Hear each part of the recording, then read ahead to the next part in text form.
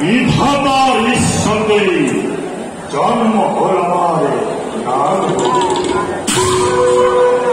পুরোটা আমারে জন্মগত স্বভাব, কিন্তু অকারণ পুরোটা প্রকাশ ই নহয় জন্মগত মজ্জাগত। তথাপি সরাসর জীব জগতে ভীতি বিহ্বল হই অকারণে করে শত্রু জ্ঞান মানবে করে তিরস্কার, খালি বলে যুদ্ধ, খালি বদনামী। এই কলঙ্ক কোন প্রায় সহ্য করো?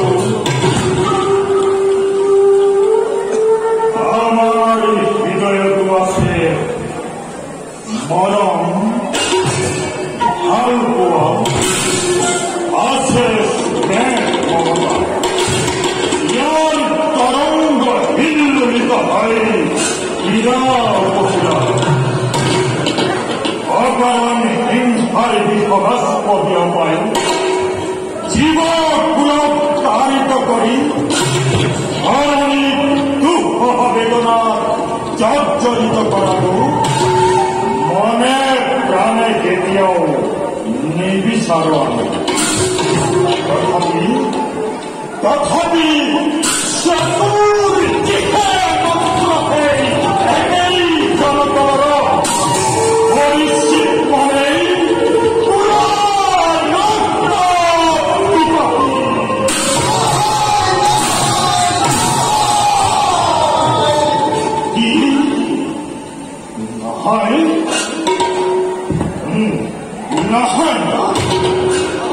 বুঝিছো সকলোৰে অন্তৰত সেই একেই আন্দোলন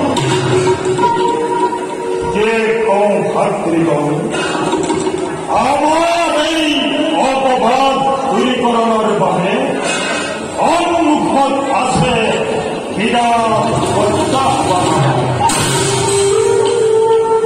আমার পরম্পরাগত নিত্যকথারের বিপরীতে আমি প্রতিবাদ সাব্যস্ত করিব,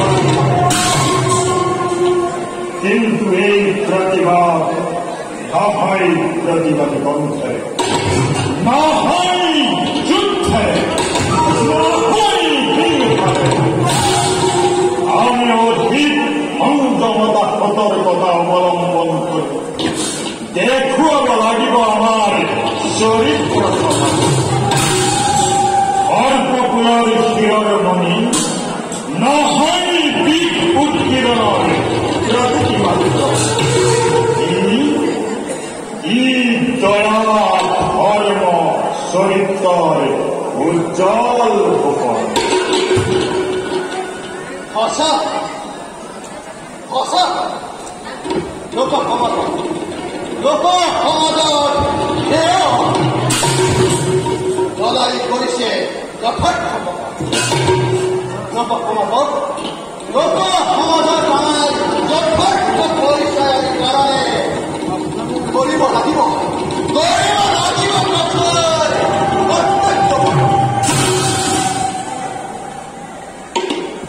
নাচ জুলাই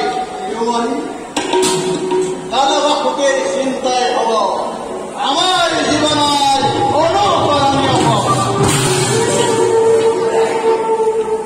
জ্যেষ্ঠ দাদার আদেশ অবশ্য জ্যেষ্ঠর অনুগত কনিষ্ঠ ভাতৃ বলে করিছে প্রকাশ দাদার আদেশ অক্ষরে অক্ষরে পালন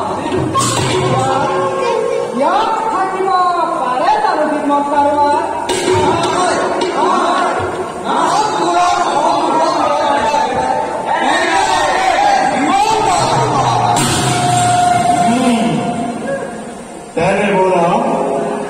আমি সকলে নাগ মন্দিৰত ধূপ ধূনা বন্তিৰে নাগ ৰাজ্যৰ গৌৰৱ উজ্বলাবৰ বাবে আমি সকলোৱেই বন্দনা কৰোঁ।